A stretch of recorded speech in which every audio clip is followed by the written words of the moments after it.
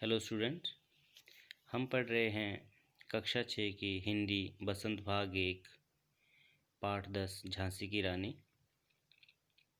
इससे पहले वीडियो में हमने इसके 3 पैराग्राफ किए थे। आइए नेक्स्ट पैराग्राफ के बारे में जानते हैं। जैसा आपको पता है कि 1857 की क्रांति में जब हमारे देशवासियों ने भारतीयों ने अंग्रेज़ों के खिलाफ विद्रोह शुरू किया था, तो उनमें से एक क्रांतिकारी रानी लक्ष्मीबाई थी, जो झांसी की रानी के नाम से जानी जाती हैं। और उन्होंने इस आंदोलन में 1857 की क्रांति में बहुत ही बड़ा योगदान रहा। उन्होंने इस क्रांतिकारी में वीर पुरुषों की तरह लड़ाई लड़ी। तो आइए जानते हैं नेक्स्ट पैराग्राफ के बारे में। हुई वीरता की वैभव के साथ सगाई झांसी में, ब्याह हुआ रानी बन आई लक्ष्मीबाई झांसी में। इसकी व्याख्या। लक्ष्मीबाई की धन संपत्ति से भरी झांसी में सगाई हुई, ब्याह हुआ और उनका वहाँ पे ब्याह हुआ। बन आई लक्ष्मीबाई झांसी में और लक्ष्मीबाई बनकर झांसी में उनका ब्याह हुआ, शादी हुई। राजमहल में बजी बधाई, खुशियाँ छाई झांसी में, सुबट बुंदेलों की बिरुदावली सी वह आई झांसी में। अर्थात राजमहलों में बधाइयों की खुशियाँ बजने लगी और सारे झांसी में जो है खुशी की लहर छाई पड़ी, खुशियाँ से झूम उठा। सुबट बुंदेलों की बिरुदावली सी भो आई झांसी में। बिरुदावली होता है यश की कहानी, इनके जो चर्चे हैं, यशगान जो है चर्चे चारों ओर सुनाई देते। सुबट होता है अच्छे वीर, और अच्छे वीरों की तरह सुबट बिरुदावली यानी कि इनका जो यशगान है वो झांसी में उनका बोलबाला होने लगा। चित्रा ने अर्जुन को पाया, शिव से मिली भवानी थी, बुंदेलों के हर बैलों के मुँह से हमने सुनी कहानी थी, खूब लड़ी मर्दानी वो तो झांसी वाली रानी थी। अर्थात जिस प्रकार चित्रा ने अर्जुन को पाया और शिव से भवानी मिली, ठीक है, कि जिस प्रकार चित्रा का विवाह अर्जुन से हुआ और शिव को जो भवानी मिली, उसी तरह राजा गंगाधर राव का विवाह भी एक महारानी लक्ष्मीबाई से हुआ। क्योंकि बुंदेलों के जो लोग हैं, हमने उनके मुंह से उनके बारे में यही कहानी सुनी थी कि जो एक वीर पुरुषों के तरह लड़ी वो झांसी वाली रानी थी। नेक्स्ट देखते हैं। उदित हुआ सौभाग्य मुदित, महलों में उजियाली छाई, किंतु काल गति चुपके चुपके काली घटा घोर लाई घेर लाई। अर्थात रानी के विवाह के बाद सौभाग्य होता है, जो उनका जो सौभाग्य है, भाग्य जो उनका है, उदित हुआ सौभाग्य, उदित होता है उदय होना, प्रकाशित। मुदित महलों में उजियाली आई, मुदित होता है प्रसन्न, ठीक है, उदित ने जगा हुआ, उदय हुआ। उदित हुआ सौभाग्य, मुदित महलों में उजियाली आई, रानी के विवाह के बाद झांसी का सौभाग्य जाग गया। महलों में प्रसन्नता यानी कि उजियाली में प्रकाश सा छा गया,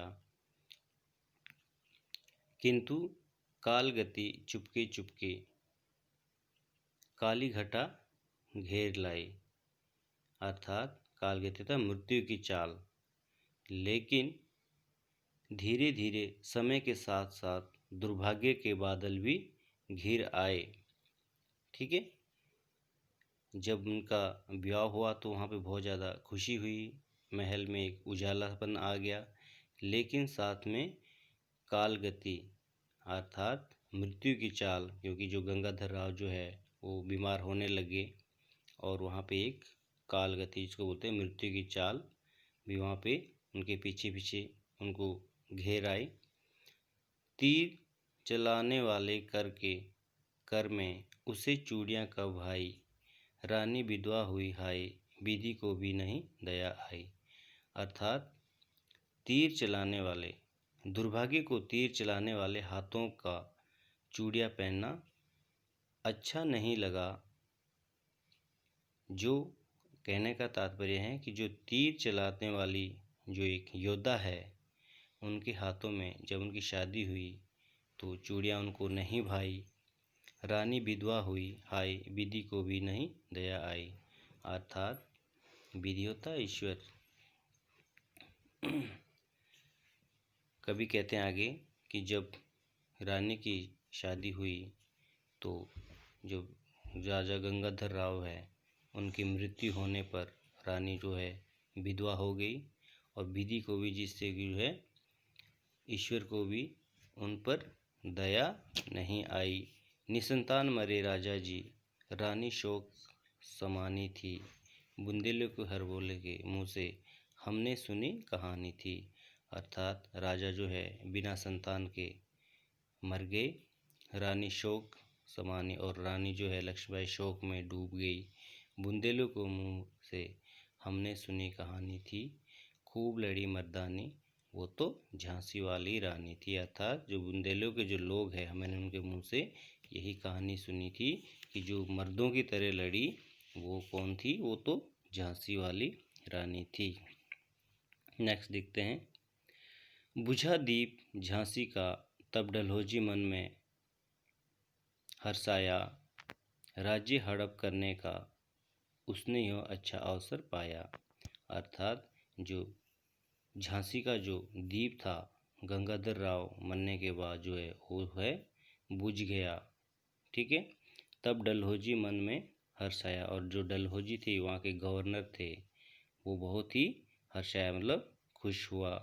राज्य हड़प करने का उसने यह अच्छा अवसर पाया, और तब उसने जो है झांसी का जो राज्य है उसने उसका अच्छा मौका पाया और वहाँ पे फ़ौरन फौजें भेज दुर्ग पर, दुर्ग होता किला जो उनका जो राज्य था, जल्दी से उन्होंने फटाफट अपनी फौजें भेजी और अपना झंडा फहराया और उस पर अपना कब्जा कर कर अपना झंडा फहराया।